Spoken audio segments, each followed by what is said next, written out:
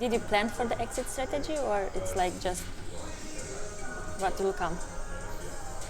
So the exit strategy is something we planned. So between the three co-founders, when we sat down, we had a frank and open discussion, which is, well, if we're making a business together, why are we making a business together? What are we actually trying to achieve with this business? We didn't all sit down and say, right, we're philanthropists, this is what we're going to do. We're going to give back to society. This is our gift to the world. It was a case of, well, if I'm going to be taking on the risk of joining this business rather than doing something else, why am I doing that? What is the purpose behind what we're trying to achieve? Both for ourselves, but also talking to investors. So we knew we wanted to raise investment. We knew we wanted to raise money and to grow the company much quicker than simply turning our own wheels and generating our own revenues and growing much slower without external funding.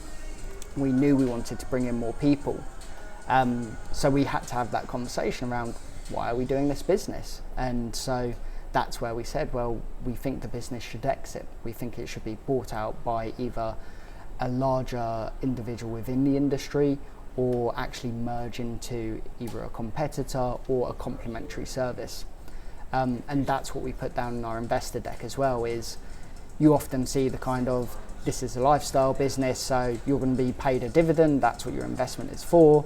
You get the, we're going to IPO, and then you get the exit strategy of sort of mergers and acquisitions. So we went with the mergers and acquisitions route, simply because a lifestyle business at this stage, it's very difficult to sort of make that decision. All of us are relatively quite young, and this is another stage in our careers, as opposed to we're all sort of 65 years old and going, okay, well, I can pass this to my kids. Oh yeah.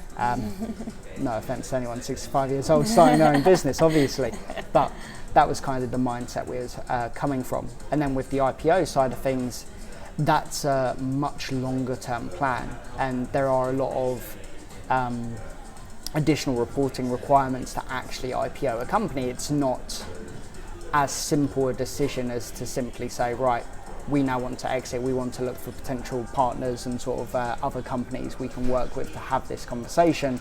It's a very different outlook. I think it's important you set out an early expectation of which route you're going to go down. I've seen a lot of pitch decks where people say, well, my exit strategy is I might OPO, or I might be bought out by another business, or I might buy up competitors. Well, they're three very, very different approaches. So your business needs to be achieving very different things.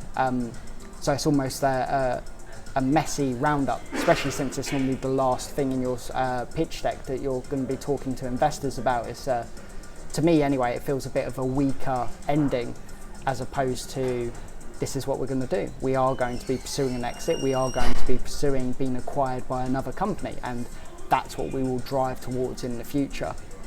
In the near term, here's the KPIs, here's what we want to achieve, here's where we achieve profitability and why we want to take that route. And that leads us to this ultimate goal. And I think it's a bit more of a concise, clean journey, and it de-risks us as an investment, and it gives people confidence.